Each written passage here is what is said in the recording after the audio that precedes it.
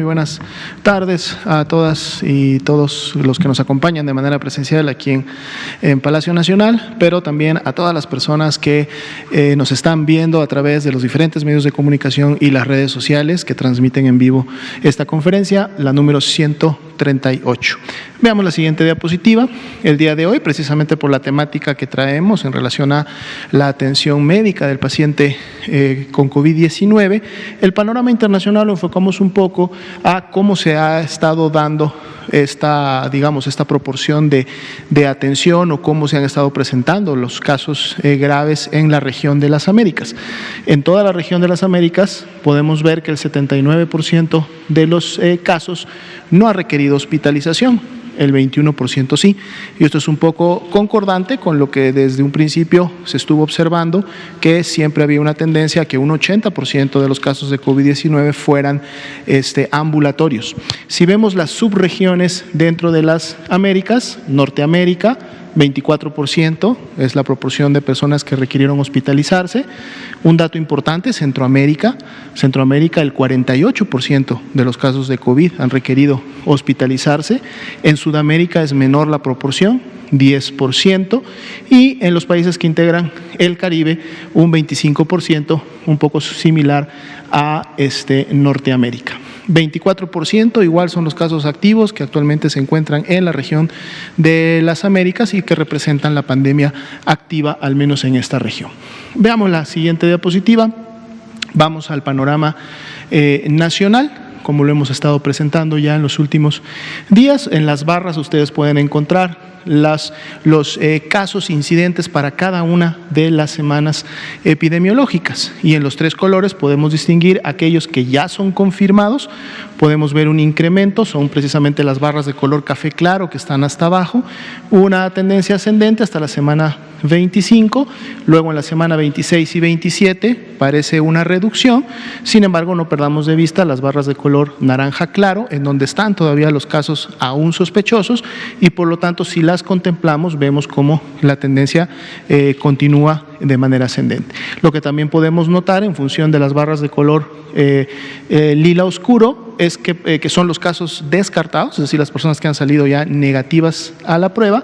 Vemos cómo estas barras son prácticamente para todas las semanas epidemiológicas, son del mismo tamaño que las barras de los casos confirmados, es decir, casi se ha confirmado una cantidad para cada semana como los que se han descartado, al menos en las últimas semanas, y esto es lo que precisamente nos ha dado los porcentajes de positividad que hemos visto por semana, que han fluctuado alrededor del 50%.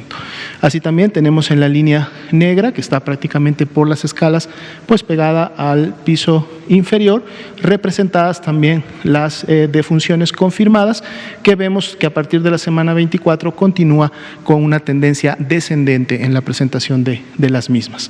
Veamos ahora la siguiente diapositiva, donde entonces, como tenemos estos casos aún sospechosos, vamos a incorporarlos y sumarlos a los casos confirmados en relación a su porcentaje de positividad para cada semana.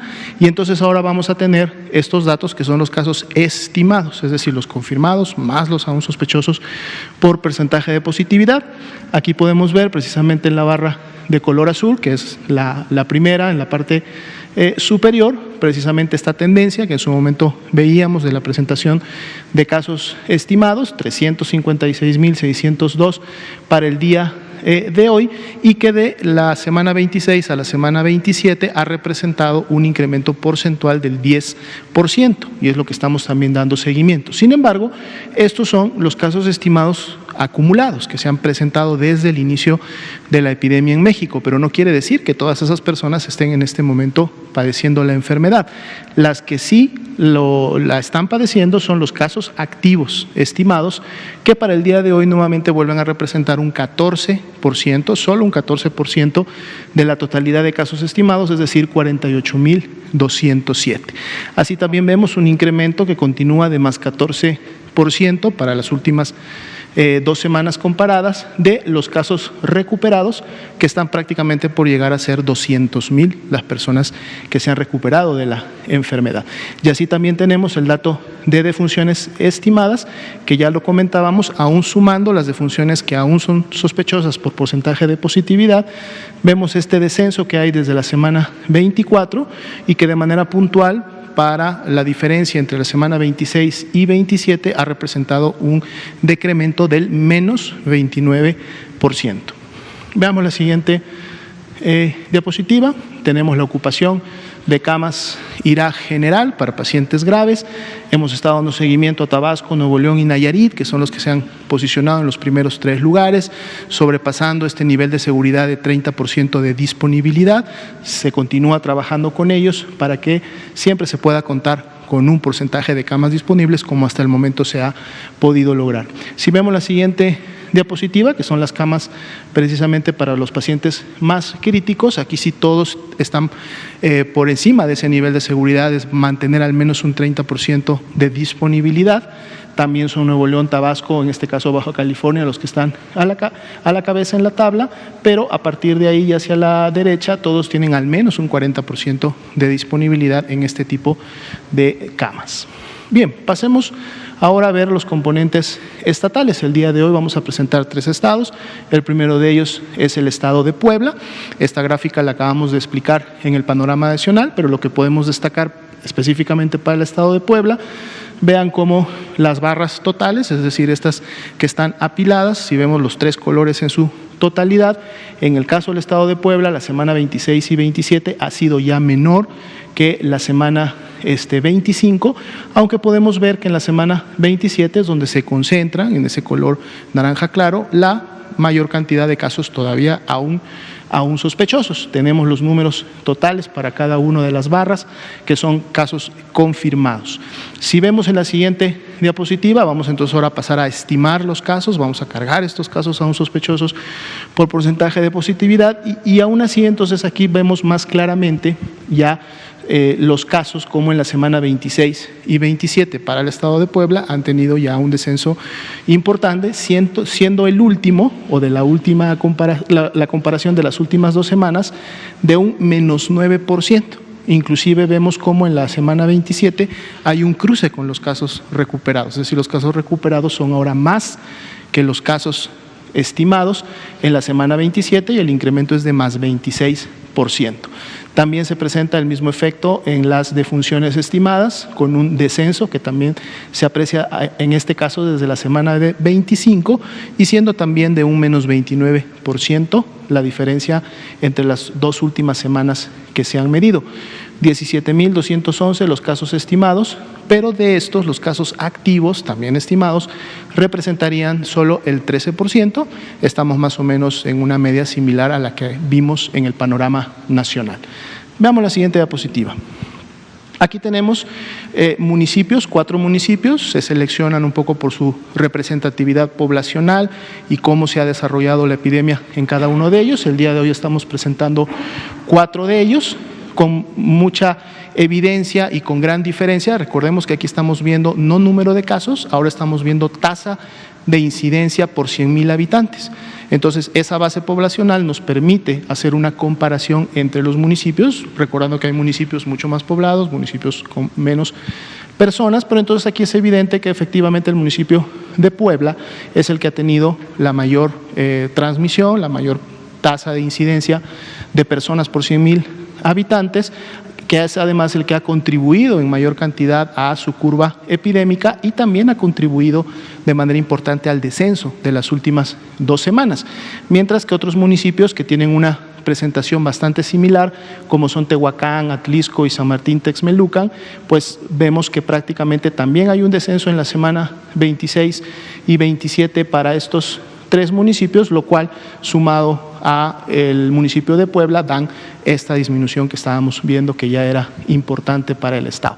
Y aquí reflejamos un poco también la ocupación de camas generales y de camas con ventilador para tener el panorama un poco más completo. Veamos la siguiente diapositiva, es precisamente la animación. semana 10, semana 11, semana 12. Vean ustedes cómo se va incrementando la dispersión de tener muchos municipios en blanco, que quiere decir que no tenían casos. A medida que vamos avanzando en las semanas, no solamente vamos teniendo una mayor dispersión y más municipios que se colorean, sino que además esos colores empiezan a ser más intensos. Quiere decir que se incrementa la transmisión, se incrementa el número de personas con la enfermedad. Y vean en la semana 27 a una diferencia de la semana 11 como la dispersión es más grande y sobre todo en los municipios centrales. Veamos el siguiente estado, el segundo de esta noche. Tlaxcala. Aquí también podemos ver en sus curvas apiladas, en el completo número que ellas suman. Aquí sí todavía se mantiene una tendencia ascendente. Si vemos los casos confirmados, prácticamente esa tendencia se va a mantener cuando ahorita pasemos a estimar los casos que aún son sospechosos y que están en estas barras de color naranja claro. Las defunciones, felizmente, también mantienen una tendencia descendente, al parecer desde la semana 25 y 26, en donde además tuvieron un pico importante en la semana 23. Veamos la siguiente diapositiva. Aquí vemos entonces ahora sí los casos estimados, más 1%, vemos un incremento continuo para cada una de las semanas epidemiológicas. En las últimas 2 semanas vemos que hay una meseta de estabilidad. Eso todavía podría cambiar en función de cómo se comporta tanto para la 27 como para la 28, y eso precisamente representa ese 1% de fluctuación que ha habido en las últimas 2 semanas.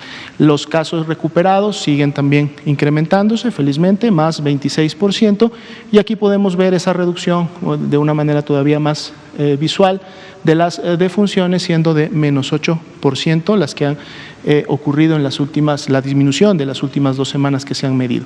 Aquí los casos activos estimados son del 15%, más o menos están cerca de lo que vimos a nivel nacional, y se estiman en 574 a las últimas semanas acumuladas.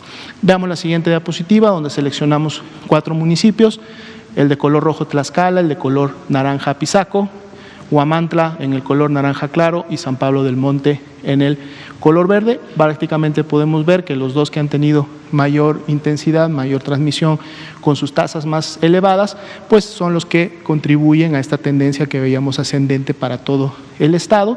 Otros municipios con menor carga, que son el naranja claro y el verde, prácticamente logrando esa estabilidad e incluso ya un descenso en las últimas semanas. Esto lógicamente también va a contribuir en alguna escala a que el estado empiece con este descenso que observamos en la última semana como tal. Veamos la siguiente diapositiva, va a ser la animación de los municipios de Tlaxcala. Semana 10 no hay nada, semana 11 hasta la 12 empieza, y precisamente en Tlaxcala la transmisión, vean cómo se va dispersando, se va extendiendo en todos los ejes, va incrementándose la intensidad prácticamente para gran mayoría de los municipios. Ya para la 21 prácticamente todos los municipios habían tenido al menos un caso confirmado.